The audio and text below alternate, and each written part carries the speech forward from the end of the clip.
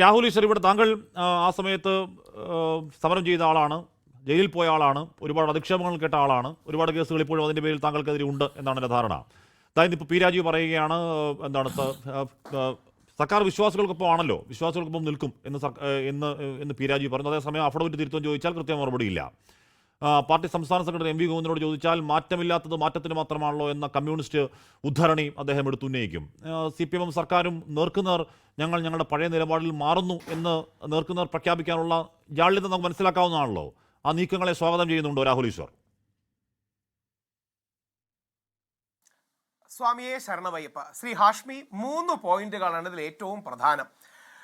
അയ്യപ്പ വിശ്വാസികളെ സംബന്ധിച്ച് യുവതികൾ ഞങ്ങളുടെ നെഞ്ചിൽ ചവിട്ടി മാത്രമേ ശബരിമലയിൽ കയറൂ. അതാണ് ഒന്നാമത്തെ പോയിന്റ്. രണ്ടാമത്തെ പോയിന്റ്, അയ്യപ്പ വിശ്വാസികളെ സംബന്ധിച്ച് യുവതികളും ഫെമിനിസ്റ്റുകളും ഞങ്ങളുടെ നെഞ്ചിൽ ചവിട്ടി മാത്രമേ ശബരിമലയിൽ കയറൂ. മൂന്നാമത്തെ പോയിന്റ്, ഞങ്ങൾ അയ്യപ്പ വിശ്വാസികളെ സംബന്ധിച്ച് യുവതികളും ഫെമിനിസ്റ്റുകളും ഞങ്ങളുടെ നെഞ്ചിൽ ചവിട്ടി മാത്രമേ ശബരിമലയിൽ കയറൂ. അവസാന അയ്യപ്പ വിശ്വാസി ജീവിച്ചിരിക്കുന്നത് വരെ അങ്ങനെ ഫെമിനിസ്റ്റുകളെയും യുവതികളെയും ശബരിമലയിൽ കയറ്റില്ല. അതിന് യാതൊരു തർക്കവും, അതിന് യാതൊരു രണ്ട് നീതിയുമില്ല. CPM-നോട് ഫാത്തിമ അല്ല ശരി, ഫെമിനാസി എന്ന് പറയാം. ഫെമിനിസ്റ്റ് ഫാത്തിമ എന്നൊരു സിനിമയ്ക്ക് അവാർഡ് വരെ കൊടുത്തു കേട്ടോ, അത് വേറെ. ശരി, ഫെമിനാസികളും ശബരിമലയിൽ കയറില്ല. പക്ഷെ താങ്കൾ പറഞ്ഞത് കേൾക്കുന്നു. ഇത് എൻ്റെ മുത്തശ്ശിയാണ്. ശബരിമല പ്രക്ഷോഭത്തിൽ ആദ്യം അറസ്റ്റിലായപ്പെട്ടത് 82 വയസ്സുള്ള എൻ്റെ മുത്തശ്ശിയാണ്. രണ്ടാമത് എൻ്റെ അമ്മ മല്ലിക നമ്പൂതിരിയാണ്. മൂന്നാമത് പ്രയാർ സാറും നാലാമത് ഞാനുമാണ്. ഞങ്ങളടക്കം 7-8 പേർ അന്ന് തന്നെ ശബരിമലയ്ക്ക് വേണ്ടി നിരാഹാരം കിടന്നു. അന്ന് രാജ്യത്തെ പല ആൾക്കാരും നമ്മളോടൊപ്പം ഇല്ലായിരുന്നു. പിന്നീട് അയ്യപ്പ വിശ്വാസികൾ പറയുന്നത് സത്യമാണെന്ന് മനസ്സിലാക്കിയ ആൾക്കാരെല്ലാം നമ്മുടെ കൂടെ ചേർന്നു. ഇന്നും ആഗ്രഹിക്കുന്നത് ഒരൊറ്റ കാര്യമാണ്. ദയവായി ശ്രദ്ധിക്കണം, ശബരിമലയിൽ സ്ത്രീകൾക്ക് യാതൊരു വിവേചനവും ഇല്ല. ലക്ഷക്കണക്കിന് സ്ത്രീകൾ എല്ലാ വർഷവും ശബരിമലയിൽ വരുന്നുണ്ട്. ശബരിമലയിൽ ഒരു പ്രായ നിയന്ത്രണം മാത്രമാണുള്ളത്. അതായത് ലക്ഷക്കണക്കിന് സ്ത്രീകൾ എല്ലാ വർഷവും ശബരിമലയിൽ വരുന്നു. പക്ഷേ ശബരിമലയിൽ 10 മുതൽ 50 വയസ്സ് വരെ യുവതികൾക്കൊരു പ്രായ നിയന്ത്രണമുണ്ട്. അതിൻ്റെ കാരണം ഓരോ അമ്പലത്തിൻ്റെയും അടിസ്ഥാനം ആ അമ്പലത്തിലെ പ്രതിഷ്ഠാ സങ്കല്പമാണ്. ശബരിമലയിലെ പ്രതിഷ്ഠാ സങ്കല്പം നൈഷ്ഠിക ബ്രഹ്മചര്യമാണ്. ഇത് ആർട്ടിക്കിൾ 25, 26 ഫണ്ടമെന്റൽ റൈറ്റ്സ്, നമ്മുടെ സുപ്രീം ഭരണഘടന നൽകുന്ന ഫണ്ടമെന്റൽ റൈറ്റ്സ് കാരണം നമ്മൾ സംരക്ഷിച്ചിട്ടുണ്ട്. ഇനി ശബരിമല പ്രക്ഷോഭം എന്തായിരുന്നു? ഇന്ത്യ കണ്ട ഏറ്റവും വലിയ വിശ്വാസ പ്രക്ഷോഭമാണ്. കഴിഞ്ഞ 75 വർഷങ്ങളിൽ ഇന്ത്യ കണ്ട ഏറ്റവും വലിയ വിശ്വാസ പ്രക്ഷോഭമാണ്. സുപ്രീം കോടതിയുടെ 5 അംഗ ബെഞ്ചിന്റെ വിധിന്യായത്തെ വിശ്വാസികൾ വിശ്വാസം കൊണ്ട് മറികടന്നതാണ്. ആദ്യം എല്ലാവരും ഒന്ന് പകച്ചു നിന്നെങ്കിലും എല്ലാവരും ഒരുമിച്ച് വന്നു. NSS വന്നു, എല്ലാ ഹിന്ദു സമുദായത്തിലെ ആൾക്കാർ വന്നു, RSS വന്നു, കോൺഗ്രസ് വന്നു, പിന്നെ അവസാനം CPM-കാർ പോലും അനുകൂലമായ നിലപാടെടുത്തു. ആ നിലപാടിൽ ഒരുമിച്ച് നിന്ന് നമ്മൾ കേരളം തമിഴ്നാട് ജല്ലിക്കെട്ടിനെ രക്ഷിച്ചതുപോലെ നമ്മുടെ പള്ളിക്കെട്ടിനെ രക്ഷിക്കണം.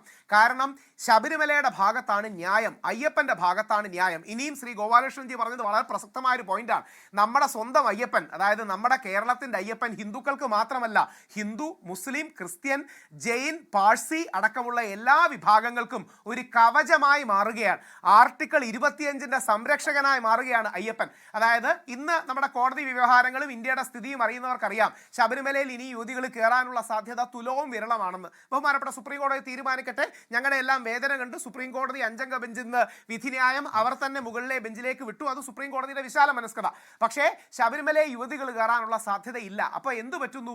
എല്ലാ വിശ്വാസധാരകളെയും സംരക്ഷിച്ചു നിർത്തുന്ന ഒരു വൻ മതിലായി, സുരക്ഷാ കവചമായി നമ്മുടെ സ്വന്തം അയ്യപ്പൻ മാറുന്നു എന്നുള്ളതും, ആർട്ടിക്കിൾ 25, 26 സംരക്ഷിക്കുന്ന ദേവനായി നമ്മുടെ സ്വന്തം അയ്യപ്പൻ മാറുന്നു എന്നുള്ളത് നമ്മുടെ അഭിമാനമാണ്. പിന്നെ ബൽദേവ് ജിയോട് ഒരൊറ്റ കാര്യം, അദ്ദേഹത്തിനുള്ള മറുപടി 1991 S മഹേന്ദ്രൻ വേഴ്സസ് ട്രാവൻകൂർ ദേവസ്വം ബോർഡിൽ ഹൈക്കോടതി കൊടുത്തിട്ടുണ്ട്. ഹൈക്കോടതി പറയുന്നു, രാഹുൽ ഈശ്വർ അല്ല, ഹൈക്കോടതി പറയുന്നു, നൂറ്റാണ്ടുകളായി ശബരിമലയിൽ ജാതീയതയില്ല, നൂറ്റാണ്ടുകളായി ശബരിമലയിൽ വർഗീയതയില്ല. കാര്യം ശബരിമല എല്ലാ നൂറ്റാണ്ടുകളിലും എല്ലാ ജാതി സമുദായങ്ങളെയും മതസമുദായങ്ങളെയും സ്വീകരിച്ചിരുന്നു. അങ്ങനെ ഒരു ക്ഷേത്രത്തെ മറ്റു പല പ്രാക്ടീസുകളുമായി കൂട്ടിക്കെട്ടരുത്. അതായത് പണ്ട് ഉണ്ടായിരുന്ന അൺടച്ചബിലിറ്റിയായി കൂട്ടിക്കെട്ടരുത്. ശബരിമലയിൽ ഇന്നുമല്ല ഒരിക്കലും ജാതീയതയും വർഗീയതയും ഉണ്ടായിരുന്നില്ലെന്ന് പറയുന്നത് 1991 S മഹേന്ദ്രൻ വേഴ്സസ് ട്രാവൻകൂർ ദേവസ്വം ബോർഡിന്റെ വിധിയാണ്. ആ അഭിമാനമായ ക്ഷേത്രത്തിന്റെ സവിശേഷതകളും യുണീക്നെസ്സും മനസ്സിലാക്കാതെ പല ആൾക്കാരും തെറ്റിദ്ധരിച്ച് ഫെമിനാസികൾക്ക് വേണ്ടി അല്ലെങ്കിൽ തീവ്ര ഫെമിനിസ്റ്റുകൾക്ക് വേണ്ടി, കപട പുരോഗമനവാദികൾക്ക് വേണ്ടി ഇരുളിന്റെ മറവിൽ ബിന്ദു അമ്മിണിയെയും കനകദുർഗയും പിന്നീട് രഹന ഫാത്തിമ അടക്കമുള്ള ആൾക്കാരെ നേരത്തെയും ഒക്കെ കയറ്റാൻ ശ്രമിച്ചത് വിശ്വാസികളെ വഞ്ചിച്ചതാണ്. കേരളത്തിലെ ഏറ്റവും വലിയ രാഷ്ട്രീയ പ്രസ്ഥാനമാണ് CPM. അവർക്കതിൽ കുറ്റബോധം ഉണ്ടെന്നാണ് ഞങ്ങൾ മനസ്സിലാക്കുന്നത്. അപ്പോൾ തുറന്നു പറഞ്ഞ് കുറ്റബോധം അന്ന് ഉണ്ടാവാൻ ഒരു സംഭവിച്ചത് ഇലക്ട്രൽ ശരിയല്ല തിരിച്ചടി എന്ന് വേണ്ടി വന്നു. പറഞ്ഞൊരു ഇലക്ട്രൽ നിലപാട് തിരിച്ചടിയിൽ മാറ്റണം. അവര് വീട് നിലപാട് കയറി മാറ്റണം. ഈ പറയുന്ന പറ്റിപ്പോയി എന്നൊക്കെ പറഞ്ഞു എന്നാണ് കേൾക്കുന്നത്. വീട് കയറി പറഞ്ഞത് വീട്ടുകാർക്കും CPM മാത്രമല്ല അറിയൂ.